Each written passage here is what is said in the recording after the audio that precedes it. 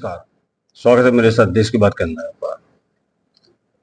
अभी 2 दिन पहले जो हमारे यहाँ पे एक हवाई दुर्घटना हुई है, उस हवाई दुर्घटना के अंदर में बहुत सारे जो विशेषज्ञ हैं, वो अपनी-अपनी बात कह रहे हैं। लेकिन कुछ ऐसा भी है, जिसको हम कह लें कि जिसकी तरफ अभी तक हमारा ध्यान नहीं गया है। और ये बात मेरे दिल में पहले से ही थी, पहले दिन से जिस वक्त ये दुर्घटना हुई है कि कहीं ऐसा भी कुछ हो सकता है। वो कैसे? एक वीडियो है क्राइम तक न्यूज, ये वो है यूट्यूब चैनल है उनका। इसके अंदर में जो समझ जी हैं, वो कई सारे सवाल खड़े करते हैं। पहला सवाल उनका ये है कि जब एयरक्राफ्ट ने टेक ऑफ किया तो टेक ऑफ के बाद में लेफ्ट विंग झुका हुआ था, मतलब कि एक इंजन पहले से खराब था या सीज हो चुका था। तो पहली बात तो ये है कि ये जो विंग झुका, मतलब टेक ऑफ के तुरंत बाद, इसका मतलब ये होता है कि टेक ऑफ से पहले ही वो ये कहना चाह रहे हैं कि इंजन एक बंद था, जो कि इम्पॉसिबल है। कारण कि जब टेक ऑफ होता है, टेक ऑफ से पहले जब थ्रस्ट देता है कैप्टन या पायलट कैब उसको थ्रस्ट देता है जहाज को, तो वो हर चीज चेक करता है उस टाइम पर खड़े होकर रनवे पर कि क्या क्या फंक्शन मेरे चालू हैं या किसी में कोई कमियां हैं। तो ये बात तो सिरे से खारिज है कि वो गलत है। अब वो कहते हैं कि ऊपर जाकर के जब पायलट को ये पता चलता है कि एक इंजन खराब है, तो वो जब उसको स्विच ऑफ करता है तो हड़बड़ी के अंदर में वो जो चल रहा होता है इंजन, वो उसको भी स्विच ऑफ कर देता है। वो खुद कहते हैं कि 2 इंजन हैं और दोनों इंजनों को दोनों पायलट कंट्रोल करते हैं। तो हड़बड़ी में जो वो बता रहे हैं कि वो दूसरे पायलट ने उसको बंद कर दिया, तो ये भी मेरी समझ से बाहर का ऐसा हो सकता है, क्योंकि दोनों ही जो पायलट है जहाज के वो वेल एक्सपीरियंस्ड हैं। आगे वो कहते हैं कि जब ये जहाज हिट हुआ है, हिट होने के बाद में जो व्यक्ति उसमें जिंदा निकल के बाहर आया है, वो व्यक्ति ये बताता है कि जिस साइड से वो गिरा था, मतलब बाहर निकला है, उस साइड में स्पेस था निकलने के लिए। तो बात ये भी आती है कि वो व्यक्ति कैसे निकला। जब वो व्यक्ति निकला तो बाकी भी तो कोई निकलना चाहिए था। इसका मतलब कहीं ना कहीं इसमें भी राज है कि केवल वही व्यक्ति कैसे बाहर आया, बाकी क्यों नहीं आ पाए। क्या एक ही व्यक्ति जिंदा बचा? अगर उसके बाजू वाला पूरी तरीके से जल गया है तो वो व्यक्ति क्यों नहीं जला, ये भी एक सोचने की बात है। दूसरा, इसके अंदर में अगर कोई साजिश है तो इस साजिश के अंदर में वो सर्विसिंग टीम जिसको भारत ने हटाना चाहा था, लेकिन यहाँ की जुडिशरी ने उसके हटाने पर रोक लगा दी। दूसरा, वो मेंटेनेंस टीम जो इसकी मेंटेनेंस देखती है। दो, तीसरा, वो व्यक्ति जो कंट्रोलिंग सेंटर में बैठे हुए हैं।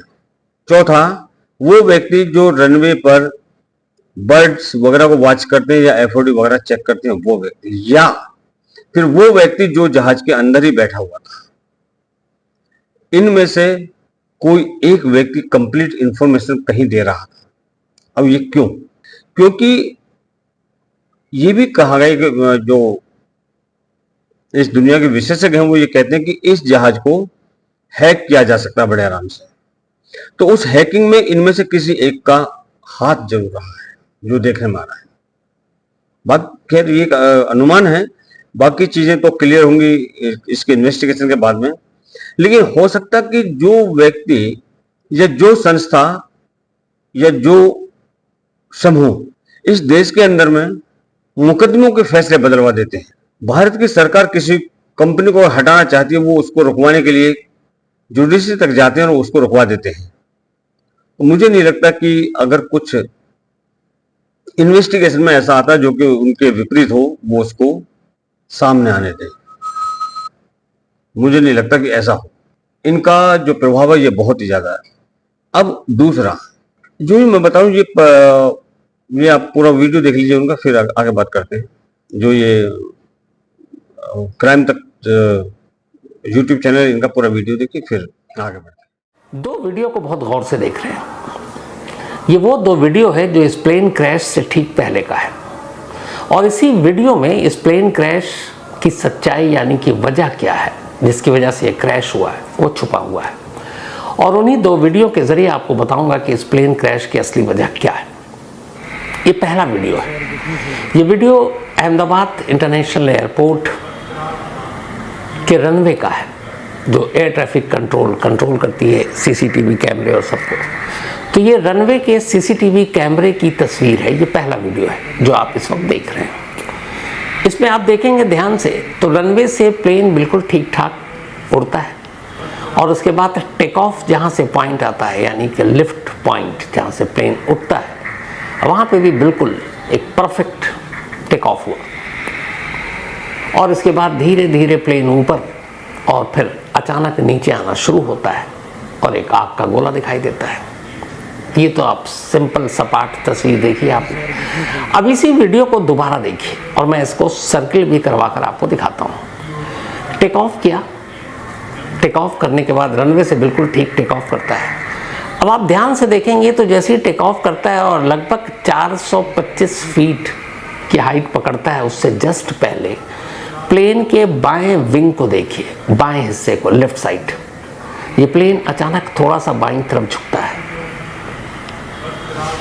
ये वो वक्त है जब ये प्लेन बाईं तरफ झुक रहा है, इसके विंग। अब अमूमन जब कोई भी प्लेन टेक ऑफ करता है तो एक खास हाइट से पहले प्लेन टर्न भी नहीं करता, ना राइट ना लेफ्ट। पहले वो सिर्फ हाइट को मेंटेन करता है। 400 या 425 फीट की हाइट पर कोई भी फ्लाइट राइट या लेफ्ट नहीं होता। लेकिन यहाँ आप ध्यान से देखेंगे तो ये बायां जो साइड है, लेफ्ट विंग जो है, वो थोड़ा सा लेफ्ट की तरफ मुड़ा, जबकि राइट विंग बिल्कुल ठीक है, सही जा रहा है, लेकिन लेफ्ट की तरफ प्लेन झुका है। अब एक दूसरा वीडियो है इसी प्लेन क्रैश से पहले का। ये शायद किसी ने मोबाइल में शूट किया है। अब आप इसको देखिए, यहाँ रनवे नहीं, आगे से शूट किया गया। अब इस प्लेन को भी आप उड़ते हुए देखेंगे, टकराने से पहले नीचे बस्तियां दिख रही हैं, और आप गौर से देखेंगे इस सर्किल में तो ये प्लेन भी आपको बाएं तरफ झुका हुआ दिखाई देगा, लेफ्ट साइड में। अब दोनों विंडो में आप इन तस्वीरों को देखिए। दोनों, पहला रनवे का है, टेक ऑफ के बाद थोड़ा सा प्लेन बाईं तरफ झुका, और वो जो मोबाइल से शूट किया गया वो भी देखिएगा, एक खास जगह पर आकर बाईं तरफ झुकता है।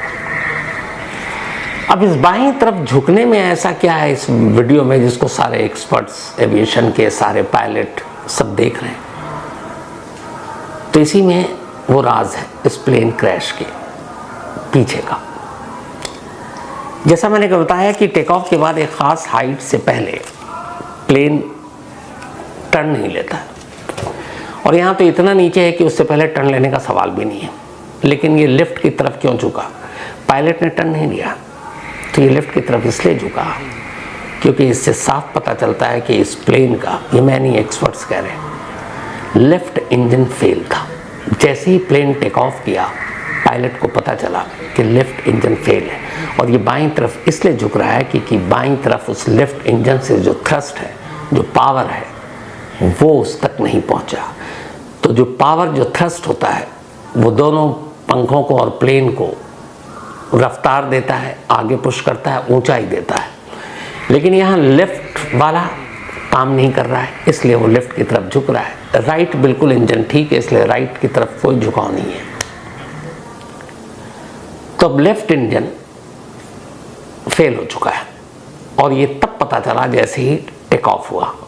पायलट को रनवे छोड़ने से पहले इस बात का अंदाज़ा ही नहीं था कि लेफ्ट इंजन फेल है। अगर अंदाज़ा होता तो शायद वो उस टेक ऑफ पॉइंट तक पहुंचता ही नहीं, और पहले ही इस टेक ऑफ को अबॉर्ट कर देता, यानी कैंसिल कर देता। लेकिन ये पता तब चला जब टेक ऑफ हो चुका, और टेक ऑफ होते ही लेफ्ट की तरफ जब झुका हुआ तो ये क्लियर हो गया कि लेफ्ट इंजन फेल है।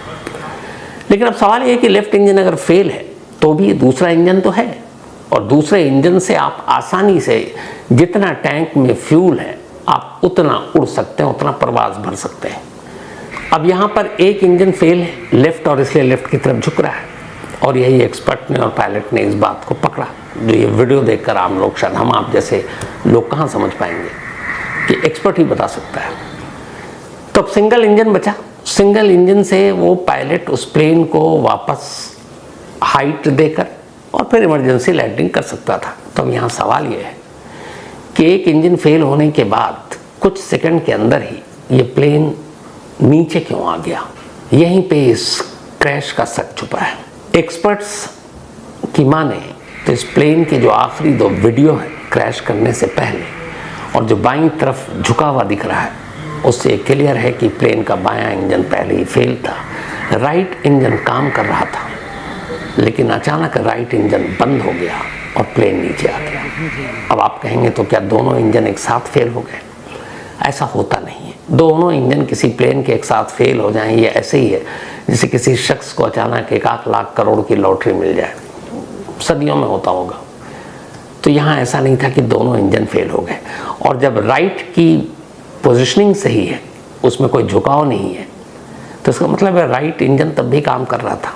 तो फिर प्लेन क्रैश क्यों किया?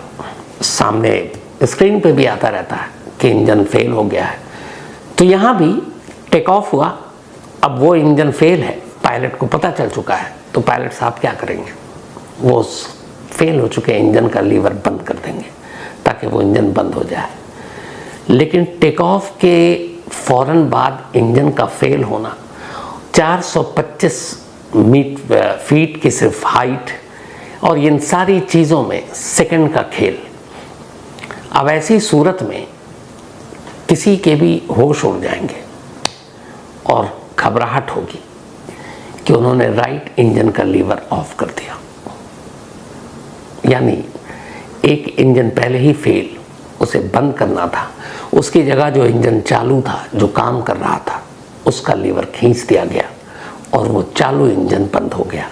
अब कुल इसीलिए जैसे ही दूसरा इंजन बंद हुआ, प्लेन नीचे आ गया टेक ऑफ के फौरन बाद। और ऐसा बहुत कम होता है क्योंकि टेक ऑफ से पहले सारी जांच होती है, टेक्निकल टीम चेक करती है, ओके करती है, पायलट से साइन कराती है, ओके का अप्रूवल होने के बाद ही वो प्लेन टेक ऑफ के लिए तैयार होता है। लेकिन यहाँ ऐसा हुआ नहीं। लेकिन इससे एक और भी चीज़ पता चलती है कि जब पायलट ने टेक ऑफ किया और जो लिफ्ट पॉइंट था जहाँ से प्लेन को हवा में उठाना था, लेकिन उन्होंने जो बताया वो ये बताया कि जब प्लेन उस हॉस्टल की बिल्डिंग में घुसी तो इत्तेफाक से उसका एक हिस्सा दीवार में फंस गया था। तो जब दीवार में फंसा तो आग आगे तक लगी और ईंट और दीवार की वजह से आग का बाकी का हिस्सा पीछे की तरफ नहीं आया। तो पीछे आग लगी नहीं। आप अगर तस्वीर देखेंगे तो टेल में आग नहीं लगी है। और वो 11A था, एग्जिट डोर बराबर में था, वो भी टूट गया। तो टूटा तो बहुत सारे पैसेंजर एक तरफ से दूसरी तरफ, जिधर दीवार थी आप उधर से निकल कर भाग नहीं सकते थे। इधर दीवार नहीं थी, छोटी सी जगह टूटने से एक रास्ता बन गया। किसी तरह वो कूद कर वहाँ से नीचे कूदे। और फिर चूंकि आग बहुत तेज, शोला, और कभी भी कुछ हो सकता था, धमाका हो सकता था, और वो बदहवास तेजी से आगे की तरफ भागकर पैदल निकले। उस प्लेन से उतर कर कूद कर ये शख्स उनके बीच में सड़क पर चल रहा है। यकीन करने लायक बात भी नहीं है। अब ये पटना बिहार के एक पत्रकार हैं मुदासिर महमूद, क्योंकि मैं जो ये कह रहा हूं कि इसमें ये संलिप्तता हो सकती है, ऐसे ही नहीं है, इसके कुछ कारण रहे हैं जो मैं इस चीज का जिक्र कर रहा हूं।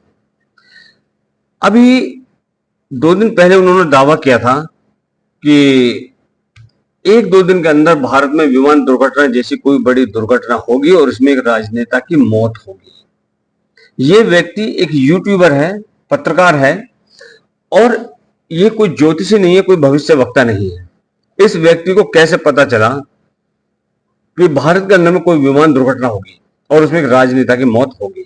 इसके अंदर बिहार, इसके गुजरात के पूर्व मुख्यमंत्री की मौत हुई है।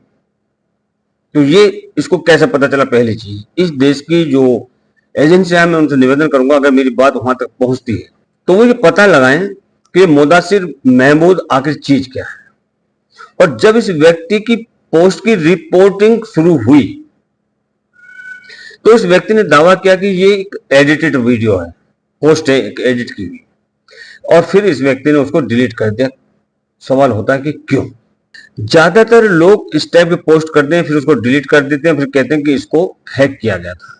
बिहार के गुमनाम पत्रकार को विमान की दुर्घटना के बारे में इतनी सटीकता से कैसे पता चला? ये सोचने का विषय है। भारत की एजेंसियों को इसके बारे में पता करना चाहिए कि ऐसा कैसा हो सकता है, और वो भी 1 दिन पहले। उसे कैसे पता चला कि उस फ्लाइट में एक राजनेता, गुजरात के पूर्व मुख्यमंत्री विजय रूपाणी होंगे? कैसे पता चला इस व्यक्ति को? ये निश्चित रूप से कह सकते हैं कि इस व्यक्ति के पास उन यात्रियों की सूची थी और अन्य विवरण भी थे इस व्यक्ति के पास।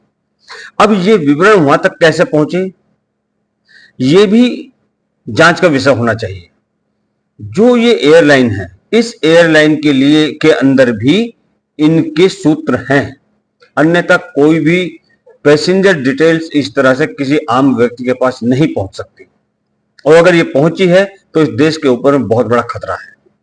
क्योंकि ये कोई ज्योतिषी नहीं है कि वो ऐसी भविष्य की भविष्यवाणी कर सके, घटनाओं की भविष्यवाणी कर सके, और वो भी इतनी एक्यूरेटली। ये भारत की जो एजेंसियां हैं उनको इस पर संज्ञान लेना चाहिए। ये भारत का 0.5 फ्रंट दुश्मन है जो हमारे देश के अंदर रह रहा है और बेहद खतरनाक है, बहुत ज्यादा।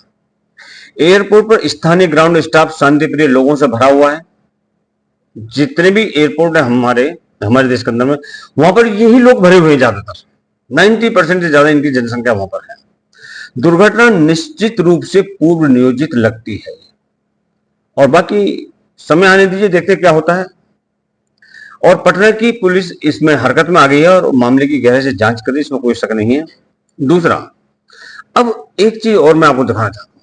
मैं पहले कह रहा हूं कि एक अनुमान है, लेकिन अनुमान कह लें या ये कह लें आपकी कोई व्यक्ति सच्चाई से परे, या जो हो सकता था या हो सकता है या होगा, उसके इतर कोई भी व्यक्ति सोच नहीं सकता। ये एक मानवीय दिमाग की संरचना है कि उसके वास्तविकता से परे वो नहीं जा सकता। मैं फिर भी कह रहा हूं कि मैं किसी साजिश की तरफ इशारा नहीं करना चाहता, लेकिन फिर भी साजिश तो उसमें मेरे को लगता है। लेकिन सबसे पहले मैं आपको एक वीडियो दिखाना चाहता हूं, वो आप देखिए।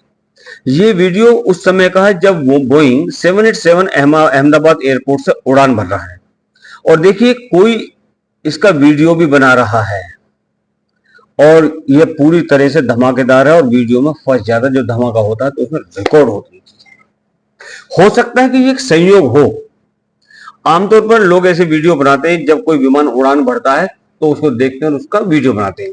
इसलिए हो सकता है कि संयोग भी हो, और इस वीडियो को नजर ओवरलुक कर देते हैं कि किसी ने इसको बनाया होगा। अब एक ट्वीट देखिए, और ये ट्वीट सारा एडम्स नाम की एक महिला का है, और 9 तारीख को ये ट्वीट उन्होंने अपने ट्विटर अकाउंट पर ट्वीट किया है। 12 तारीख है, यानी 3 दिन पहले, और वो अपने ट्वीट में दावा करती है कि भारत में एक बहुत बड़ा ऑपरेशन होने वाला है, और यहां ये इतना बड़ा होगा कि कोई इसका अंदाजा नहीं लगा पाएगा। और इसके लिए अफगानिस्तान में प्लानिंग की गई है, और इस प्लानिंग में अलकायदा के आतंकी भी शामिल थे। और उन्होंने कहा कि यह 2 से 3 दिन भारत में होगा, 3 दिन का अंदर होगा, और पूरी दुनिया में धमाका हो जाएगा। और वास्तव में धमाका हुआ है। जब मैंने उनसे उनके ट्विटर प्रोफाइल पर सारा एडम के बारे में पूछा, तो वो ज्यादा दावा नहीं कर रही हैं, लेकिन कई लोग उन्हें FBI लेडी कहते हैं, मतलब कि वो CIA और FBI के साथ नियमित संपर्क में है।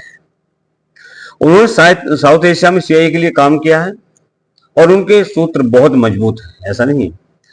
अगर सारा एडम्स ने कहा है कि अफगानिस्तान में अलकायदा के आतंकवादी हैं, कुछ पाकिस्तानी आतंकवादी शामिल थे, कुछ लोग शामिल थे, आतंकवादी नहीं, और भारत में एक बहुत बड़ा तोड़फोड़ अभियान प्लान किया गया है, तो हमें इन दोनों ट्वीटों को बहुत गंभीरता से लेना चाहिए, और इस एंगल से भी जांच करनी चाहिए। तीसरी जो बहुत बड़ी खबर है, और ये खबर है वायर्ड में छपी हुई, उसके अंदर छपी है, और ये खबर 7 अगस्त 2019 को दोपहर 3:28 पर छपी। कब? 7 अगस्त 2019 को, मतलब 5 से 6 साल पहले की बात है। जर्मनी में एक व्यक्ति बैठा है, उसका नाम है रूबेन सांता मार्टा। ये जो रूबेन सांता मार्टा है, ये एक साइबर सुरक्षा विशेषज्ञ है, और उन्होंने जर्मनी के मैड्रिड शहर में बैठकर एक दावा किया कि इस बोइंग 787 में, जो आपको पिछले वीडियो में बताया था, जो उन्होंने बोला है क्राइम तक वालों ने कि इसको हैक कर सकते हैं, ये वहां पर कोरिलेट है। इन्होंने बताया कि इस बोइंग 787 पैसेंजर जहाज को साइबर हैकिंग से नुकसान पहुंचाया जा सकता है। इसका मतलब है कि एक व्यक्ति बैठा हुआ है और बोइंग सिस्टम को एक्सेस करेगा, और वो उसे हैक करके उस प्लेन में सवार कर सकता है। और उन्होंने साफ साफ लिखा है कि ये सांता मार्टा की खास तौर पर टेक ऑफ और लैंडिंग के दौरान हैकिंग के सबसे ज्यादा चांस होते हैं। कब? लैंडिंग और टेक ऑफ पर। अब ये जो वाकया हुआ, ये टेक ऑफ के टाइम पर हुआ, तो बट नेचुरल है कि ये जहाज को हैक किया गया है। ऐसा नहीं है कि इसमें अचानक कुछ हो गया है। जो अंदाजा जो विशेषज्ञ जो लगा रहे हैं वो ठीक है, लेकिन उसके इतर हमको इस विषय पर भी सोचना होगा, क्योंकि उस समय सभी सिस्टम ऑन होते हैं जब टेक ऑफ होता है और पूरी तरह से फंक्शनल होते हैं 100%। तो अगर कोई व्यक्ति बैठकर इसकी तैयारी कर रहा है तो उसे साइबर हैक किया जा सकता है। तो क्या ये प्लेन साइबर हैकिंग की वजह से ये हादसा हुआ? और अब फिर पिछले वीडियो बनाता हूं कि एक व्यक्ति पूरा वीडियो बना रहा है, कैसे इसने उड़ान भरी और कैसे इसमें विस्फोट हुआ। ये फर्स्ट इंस्टेंस में प्राइमरी फेस अगर हम देखते हैं तो लगता है कि ये वीडियो नॉर्मल बना है, लेकिन नहीं, ये नॉर्मल नहीं है वीडियो। क्या वो सभी एक ही गैंग के सदस्य थे? क्या ये सफल हुआ या नहीं, मुझे नहीं पता। मतलब ये जो वीडियो बनाया गया, ये वीडियो इस पर्पज से बनाया है, हो सकता है कि ये सभी एक दूसरे के साथ कनेक्ट हो, कि जब ये टेक ऑफ होता है, टेक ऑफ के बाद में कितनी हाइट गेन करता है और उसके बाद में इसका क्रैश होता है या नहीं, और होता है तो क्या होता है उस टाइम पर। अब ये भी एक जांच का विषय है। लेकिन इस समय दुनिया में जिस तरह के हालात चल रहे हैं और पाकिस्तान अमेरिका जिस तरह से वो भारत के खिलाफ बातें कर रहे हैं, तो ऐसे में कुछ भी हो सकता है। और अगर इस तरह के ऑपरेशन में पाकिस्तान या पाकिस्तान की कोई एजेंसी शामिल है तो निश्चित रूप से जांच होनी चाहिए, और अगर संलिप्तता सामने आती है तो हमें इस आतंकवादी कृत्य के दोषियों को दंडित करना चाहिए। अगर ये आतंकवादी कृत्य है तो इसे भारत में अब तक का सबसे बड़ा आतंकी हमला माना जा सकता है। मुंबई हमले के बाद ये सबसे बड़ा आतंकी हमला है, और अगर ये साजिश पाकिस्तान में रची गई है या फिर पाकिस्तानी तत्वों ने अफगानिस्तान में ये साजिश रची है, जैसा कि सारा एडम्स इशारा कर रहे हैं, तो ये और भी गंभीर हो जाता है। और अगर CIA को इसकी जानकारी थी तो अमेरिका को इस सवाल का जवाब देना होगा कि क्या अमेरिका की CIA को इस घटना के बारे में पता था, और अगर उन्हें पता था तो क्या उन्होंने इसे भारतीय एजेंसियों के साथ साझा करने की जहमत उठाई या वो चुप बैठे रहे? क्या यह संभव है कि यह पाकिस्तान और अमेरिका का एक संयुक्त ऑपरेशन था, मिला जुला एक ऑपरेशन था दोनों का? मैं संयुक्त ऑपरेशन कह रहा हूं क्योंकि नूर खान एयरबेस के बारे में कई कहानियां, और एक कहानी यह है कि पाकिस्तान के नूर खान बेस में अमेरिका का परमाणु शस्त्रागार है, और अमेरिका की संपत्ति भारत ने नष्ट कर दी थी उस हमले के अंदर में भी, ऑपरेशन सिंधु के अंदर। और तब से लेकर अब तक अमेरिका और मुनीर, उनका जो विस्की चचा जो चीफ अभी फील्ड मार्शल बना हुआ है, ये दोनों बहुत करीब आए।